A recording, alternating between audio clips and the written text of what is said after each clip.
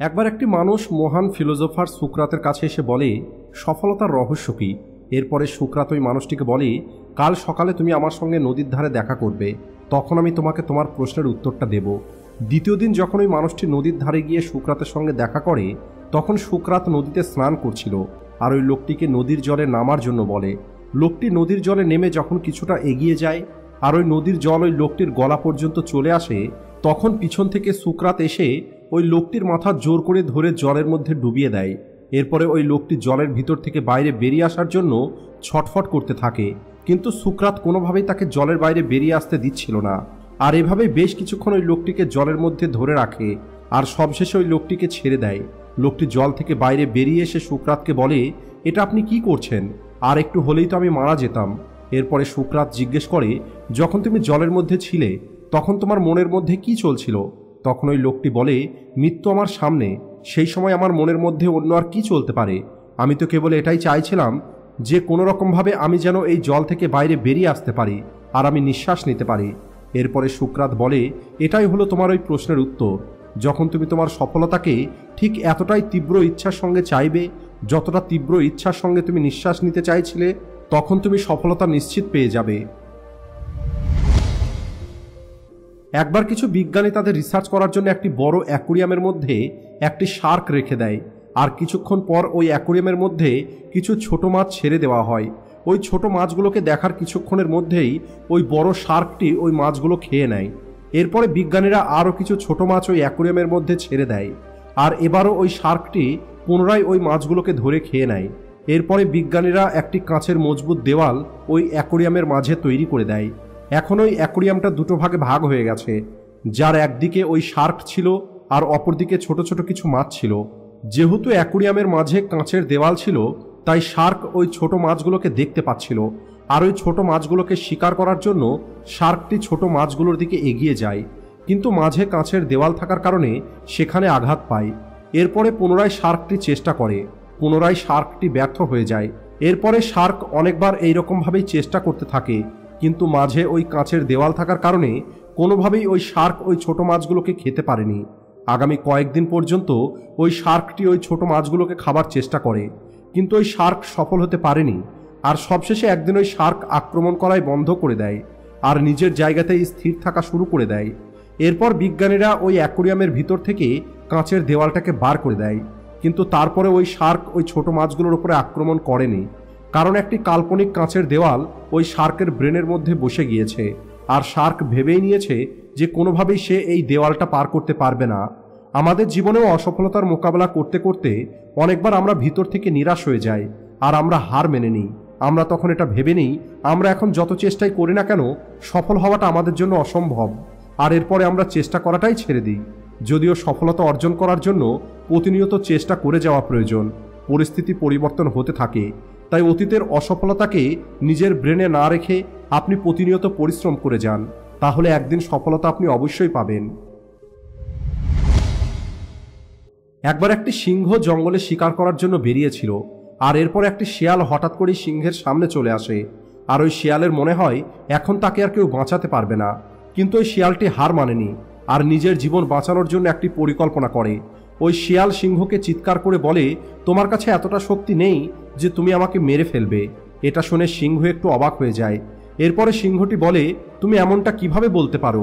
এরপরে শিয়াল তার গলার আওয়াজ আরও জোর করে বলে, আমি তোমাকে সত্যি কথাটা বলে দিই, উপরওয়ালা নিজে আমাকে এই জঙ্গল এবং এই জঙ্গলে থাকা সমস্ত প্রাণীর রাজা তৈরি করেছে, আর যদি এখন তুমি আমাকে মেরে ফেলো তাহলে এটা উপরওয়ালার বিরুদ্ধে হবে আর এর পরিণাম হিসাবে তুমিও মরে যাবে। কিছুক্ষণ চুপ থাকার পরে ওই শিয়াল বলে, আর যদি তোমার আমার কথাতে বিশ্বাস না হয় তাহলে তুমি আমার সঙ্গে জঙ্গল ঘুরে দেখতে পারো। তুমি আমার পিছনে পিছনে যাবে আর তুমি দেখবে জঙ্গলের অন্য প্রাণীগুলো আমাকে কতটা ভয় করে। সিংহটি শিয়ালের কথাতে রাজি হয়ে যায় আর এরপরে ওই শিয়াল কোনো রকমের ভয় না পেয়ে সিংহের আগে আগে যাওয়া শুরু করে। ওই শিয়ালের পিছনে সিংহ আসতে দেখে জঙ্গলের অন্য প্রাণীরা ভয়ে পালিয়ে যেতে থাকে। কিছু সময় জঙ্গলে ঘোরার পরে শিয়াল সিংহকে বলে, তোমার কি এখন আমার কথাতে বিশ্বাস হয়েছে? কিছুক্ষণ চুপ থাকার পরে সিংহ বলে, তুমি ঠিকই বলেছ, এই জঙ্গলের আসল রাজা হলে তুমি। পরিস্থিতি যতই বিপরীত হোক না কেন আমরা আমাদের ব্রেনকে ব্যবহার করে সেই পরিস্থিতিটাকে আমাদের পক্ষে তৈরি করতে পারি। আমাদের ব্রেন প্রোগ্রাম অনুযায়ী কাজ করার জন্য কোনো কম্পিউটার নয়, বরং আমাদের ব্রেনের আউট অফ বক্স চিন্তা করার ক্ষমতা আছে, প্রতিটা সমস্যার সমাধান খুঁজে বার করার ক্ষমতা আছে। কিন্তু এটা তখনই সম্ভব হবে যখন বিপরীত পরিস্থিতিতেও আপনি আপনার ধৈর্য হারাবেন না। একবার একটি ঈশান নামের ছেলে নদীর ধারে ঘুরে বেড়াচ্ছিল, আর তখন ঈশান নদীর ধারে একটি ছোট পাথর পড়ে থাকতে দেখতে পায়। এরপরে ঈশান ওই ছোট পাথরটিকে হাতে নেয় আর যতটা জোরে ফেলতে পারে ততটা জোরে নদীর জলে ফেলে দেয়, আর পাথরটি দুই একবার নদীর জলে লাফ দিয়ে কিছুটা দূরে গিয়ে ডুবে যায়। এই দৃশ্য দেখে ঈশান একটু অবাক হয়ে যায়, কারণ এর আগে ঈশান এমন দৃশ্য দেখেনি। এরপরে ঈশান পুনরায় চেষ্টা করার সিদ্ধান্ত নেয়, আর এইবার ঈশান পুনরায় আরও জোরে পাথর ফেলার চেষ্টা করে, আর এইবার ওই পাথর আগের থেকে বেশি দূরে চলে যায়। এরপরে ঈশান একটার পর একটা পাথর ফেলতে থাকে, প্রতিটা পাথরকে আগের থেকে বেশি জোরে ছুঁড়ত, আর প্রতিবার পাথর আগের তুলনায় বেশি দূর পর্যন্ত যেত। এরপরে ঈশান একটি বড় পাথরের উপরে বসে পড়ে আর চিন্তা করতে থাকে যে এখানে কি হলো। ঈশান বুঝতে পারে ওই ছোট পাথরটি এই কারণে এত দূর পর্যন্ত যাচ্ছিল, কারণ ঈশান ওই পাথরের মধ্যে এমনটা করার শক্তি দিচ্ছিল। পাথরকে যত জোরে ছুঁড়েছে পাথর ঠিক ততটাই দূরে গেছে। এরপরে ঈশান বুঝতে পারে এই একই সিদ্ধান্ত তার জীবনের উপরেও প্রযোজ্য। যদি সে তার জীবনে মহান কোনো কিছু অর্জন করতে চায় তাহলে তাকে নিজেকে এমনটা করার শক্তি দিতে হবে। তার জন্য একটি কঠিন লক্ষ্য নির্ধারণ করতে হবে, আর ওই লক্ষ্যটা অর্জন করার জন্য তাকে কঠোর পরিশ্রম করতে হবে। এরপরে ঈশান নিজেকে প্রমিস করে আজকের পরে সে তার স্বপ্নকে কখনোই ছাড়বে না, আর সে কঠোর পরিশ্রম করে যাবে, কারণ সে জানতো যদি সে এমনটা করে তাহলে সেও তার জীবনে সবকিছু অর্জন করতে পারবে। একটি গ্রামে খুবই ভালো একটি মূর্তিকার ছিল, আর ওই মূর্তিকার খুবই সুন্দর মূর্তি তৈরি করত, আর এই কাজ থেকে ওই মূর্তিকার ভালো টাকাও রোজগার করত। কিছুদিন পর ওই মূর্তিকারের একটি ছেলে হয়, আর ওই মূর্তিকারের ছেলেটি ছোট থেকেই মূর্তি তৈরি করা শুরু করে দেয়, আর অল্প দিনেই ছেলেটি খুব সুন্দর মূর্তি তৈরি করা শুরু করে। বাবা তার ছেলের হাতের তৈরি মূর্তি দেখে অনেক খুশি হতো, আর প্রতিবার নিজের ছেলের তৈরি মূর্তির মধ্যে কোনো না কোনো কমতি খুঁজে বার করত। মূর্তিকার তার ছেলেকে বলতো, তুমি খুবই সুন্দর মূর্তি তৈরি করেছো, পরের বার তুমি এই মূর্তির মধ্যে এই কমতিটা দূর করার চেষ্টা করবে। আর ছেলেটি তার বাবার কথা মতো নিজের মূর্তিকে আরও ভালো তৈরি করার চেষ্টা করত। প্রতিনিয়ত নিজের কাজকে আরও ভালো তৈরি করার কারণে ছেলের তৈরি মূর্তি তার বাবার থেকেও সুন্দর হয়ে যায়।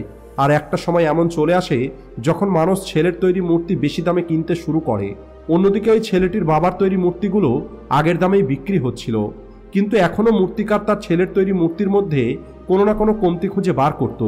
আর এখন ছেলেটির এটা একদমই ভালো লাগতো না, আর ছেলেটি তার অনিচ্ছা সত্ত্বেও তার বাবার কথাটা মেনে নিত, আর তার নতুন মূর্তিতে সেই সমস্ত কমতিগুলো দূর করে দিত। আর একটি সময় এমন চলে আসে যখন ছেলেটি তার ধৈর্য হারিয়ে ফেলে। আর একদিন যখন ওই মূর্তিকার তার ছেলের তৈরি মূর্তির মধ্যে কমতি খুঁজে বার করছিল, তখন ছেলেটি বলে, আপনি তো আমাকে এমনভাবে বলছেন যেন আপনি অনেক বড় একটি মূর্তিকার। যদি আপনার মূর্তি সম্পর্কে এতটাই জ্ঞান থাকতো তাহলে আপনার তৈরি মূর্তি আমার মূর্তির থেকে কম দামে বিক্রি হতো না। তাই আমার মনে হয় না এখন আপনার পরামর্শ নেবার আমার আর কোনো প্রয়োজন আছে। আমার মূর্তি একদম পারফেক্ট। মূর্তিকার ছেলের এই কথাটা শোনার পরে ছেলেকে পরামর্শ দেওয়া এবং তার মূর্তিতে কমতি খুঁজে বার করাটা ছেড়ে দেয়। আর কিছুদিন পর্যন্ত ছেলেটি অনেক খুশিতে থাকে। আর এরপরে ছেলেটি নোটিশ করে যে মানুষ এখন তার মূর্তির ততটা প্রশংসা করে না যতটা প্রশংসা আগে করত। আর ওই ছেলেটির তৈরি করা মূর্তির দাম বাড়াটাও বন্ধ হয়ে যায়। শুরুর দিকে তো ছেলেটি কিছুই বুঝতে পারছিল না, কিন্তু সবশেষে বাধ্য হয়ে ছেলেটি তার বাবার কাছে যায় আর এই সমস্ত সমস্যার কথা খুলে বলে। মূর্তিকার খুবই মনোযোগ দিয়ে ছেলের সব কথা শুনছিল, যেন উনি আগে থেকে এটা জানতেন যে একদিন এই সময়টা আসবে। আর ছেলেটিও এই কথাটা বুঝতে পারে। তাই ছেলেটি বলে, আপনি কি জানতেন যে এমনটা হবে? তখন মূর্তিকার বলে যে হ্যাঁ, আমি এটা জানতাম যে একদিন এমনটা হবে, কারণ আজ থেকে অনেক বছর আগে আমিও এই পরিস্থিতির মধ্যে দিয়ে গেছিলাম। এরপরে ছেলেটি বলে, তাহলে আপনি আমাকে বোঝালেন না কেন? এরপরে মূর্তিকার বলে, কারণ তুমি বুঝতে চাওনি। আমি জানি তোমার মতো এত সুন্দর মূর্তি আমি তৈরি করতে পারবো না। এটাও হতে পারে যে মূর্তি সম্পর্কে আমি তোমাকে যে পরামর্শ দিতাম সেটাও ভুল, আর এমনটাও নয় যে আমার পরামর্শের কারণে তোমার মূর্তিগুলো ভালো তৈরি হয়েছে। যখন আমি তোমার তৈরি করা মূর্তির মধ্যে কোনো কমতি দেখিয়ে দিতাম তখন তুমি তোমার তৈরি করা মূর্তি দেখে সন্তুষ্ট হতে না, তুমি নিজেকে আরও উন্নত করার চেষ্টা করতে। আর তোমার এই নিজেকে উন্নত করার চেষ্টাটাই তোমার সফলতার কারণ ছিল। কিন্তু যেদিন তুমি তোমার কাজ দেখে সন্তুষ্ট হয়ে গেছিলে আর তুমি যেদিন এটা স্বীকার করে নিয়েছিলে যে এখন এই মূর্তির মধ্যে আর কোনো কিছু ঠিক করার মতো নেই, তোমার গ্রোথটা সেখানেই আটকে গেছে। মানুষ সবসময় তোমার কাছে থেকে আগের থেকে বেটার কিছু পাবার আশা করে, এটাই হলো কারণ যে এখন তোমার তৈরি করা মূর্তি দেখে মানুষ আর আগের মতো প্রশংসা করে না, আর কেউ বেশি টাকা দিয়ে তোমার মূর্তি কিনতেও চায় না। এরপরে ছেলেটি কিছু সময় চুপ থাকে, আর এরপরে ছেলেটি প্রশ্ন করে, তাহলে এখন আমার কি করা উচিত? তখন ওই মূর্তিকার এক লাইনে বলে, আনস্যাটিসফাইড হওয়া শেখো। তোমাকে এটা বিশ্বাস করতে হবে যে সবসময় তুমি তোমার কাজকে বেটার তৈরি করতে পারবে, আর এই একটি কথাই তোমাকে সবসময় নিজেকে বেটার তৈরি করতে ইন্সপায়ার করবে, যা তোমাকে সবসময় বেটার তৈরি করবে।